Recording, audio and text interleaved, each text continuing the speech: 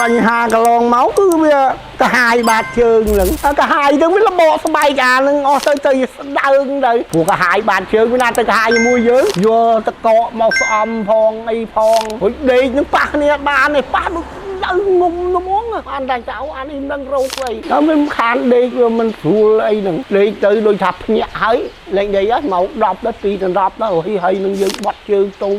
យ៉ាប់មែនវាមិនដាក់មកអស់ណាទៅវានៅទីហ្នឹងហើយថា3ខែ